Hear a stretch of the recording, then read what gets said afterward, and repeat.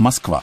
Лидер оппозиции Алексей Навальный и его брат Олег осуждены по обвинению в хищении по делу, которое они оба называют политически мотивированным. Алексей Навальный получил 3,5 года условно. Олег приговорен к отбыванию такого же срока в заключении. Оппоненты властей обвинили чиновников в использовании приговора в отношении брата для оказания давления на Алексея Навального, известного своей критикой Кремля.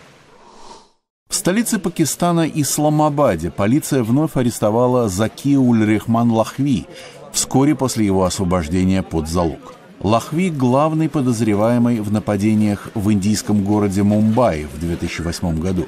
Его доставили в суд под усиленной охраной в связи с новым обвинением, согласно которому он 6 лет назад похитил своего шурина.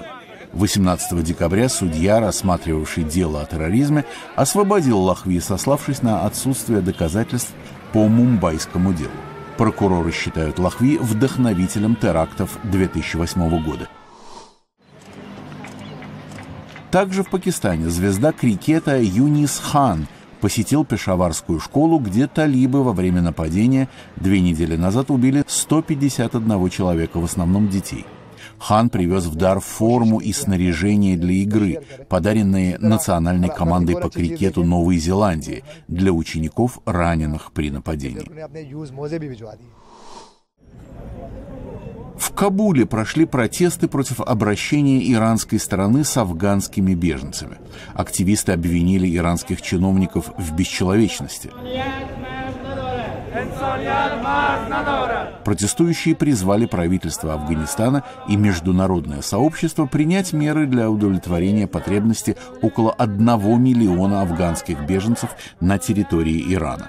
Многие афганские беженцы не в состоянии подать заявление на постоянное убежище и сталкиваются с угрозой депортации.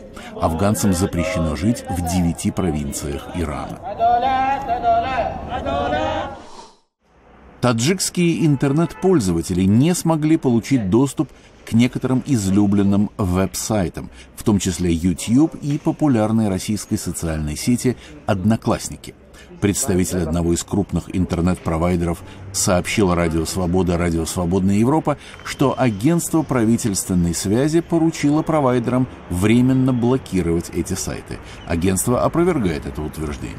В октябре сотни веб-сайтов и СМС-услуг были в основном недоступны в течение нескольких дней после того, как оппозиционная группа использовала социальные медиа для призыва к антиправительственной акции протеста.